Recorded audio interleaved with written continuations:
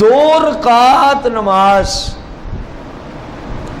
70 رکعت سے سرکار کو زیادہ پسند ہے۔ ایک بندہ کتنی رکعت پڑھے اور دوسرا بندہ، سرکار علیہ السلام کو یہ جو 2 پڑھنے والا ہے نا، آپ نے فرمایا مجھے اس کی 70 سے 2 زیادہ پسند ہے، اور ایک حدیث میں فرمایا اس کی 70 کا اتنا ثواب نہیں جتنی اللہ کریم اس کو 2 رکعت کا ثواب عطا فرماتا ہے۔ اب عمل کیا ہے جس کی سبب سے اتنا کچھ ملے گا؟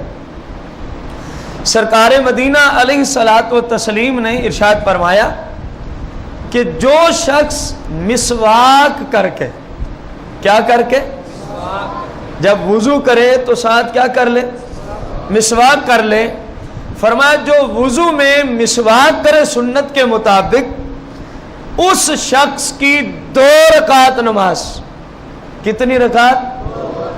اور دوسری جانب وہ شخص جس نے وضو کیا لیکن وضو میں مسواک، فرمایا اس کی 70 رکعت نماز۔ اب غور کریں، 2 رکعت پہ کتنا وقت لگتا ہے اور 70 رکعت پہ؟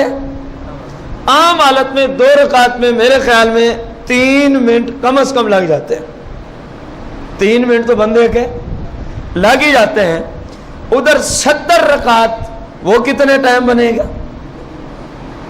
210 منٹ ایک طرف، 210 منٹ کی عبادت ایک طرف، اور فقط 3 منٹ کی عبادت برابر نہیں۔ فرمایا مجھے تو 3 منٹ والی زیادہ پسند ہے، مجھے تو 3 منٹ والی۔ کیا مطلب؟ آپ علیہ السلام نے فرمایا جو مسواک کر کے 2 رکعت پڑھے اس کا ثواب جس نے وضو میں مسواک نہیں کیا اس کی 70 رکعتوں سے اللہ اس کو زیادہ ثواب عطا فرما دیتا۔